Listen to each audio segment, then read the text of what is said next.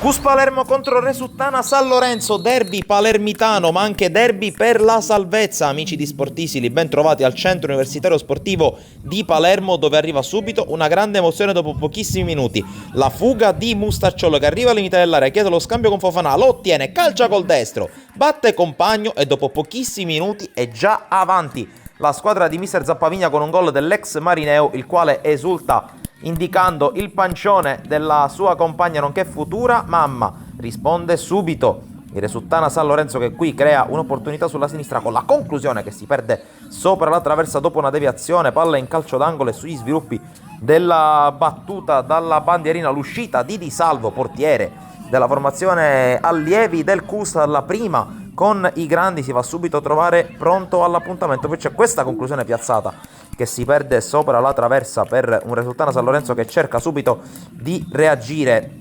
Poi veniamo al secondo tempo, non tantissime occasioni a dire la verità. La prima della ripresa vede questo tentativo che si perde fuori, occasionissima per il Cus che poi continua ad attaccare con Cubi che serve i compagni. C'è questo tiro e Compagno si fa trovare pronto all'appuntamento questa volta. Risponde il Resuttana di mister Giannusa che propone questo cross, il colpo di testa e Di Salvo si fa trovare pronto, non si fa sorprendere il giovanissimo portiere del Cus che qui deve difendersi dalla discesa sulla destra. Il cross sul secondo palo, palla che sfiora addirittura la traversa, poi nuovo cross e Di Salvo vola a prendere il pallone con anche gli applausi convinti del pubblico di Fede Cussina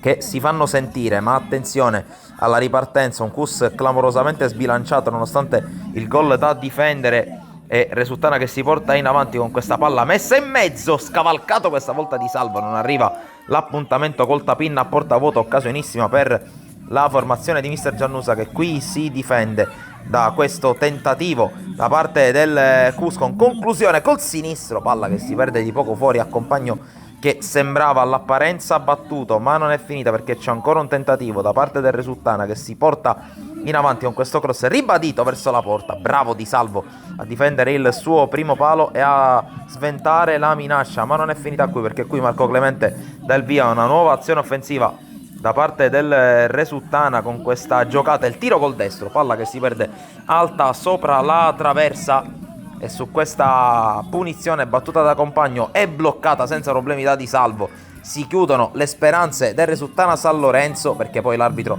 emetterà i 3 fischi, porrà fine alla partita. L'esultanza dei giocatori del Cus, vittoria pesantissima che riapre la corsa alla salvezza, e con le immagini di Onofrio Di Lorenzo vi salutiamo. Da Sportisili è tutto, alla prossima.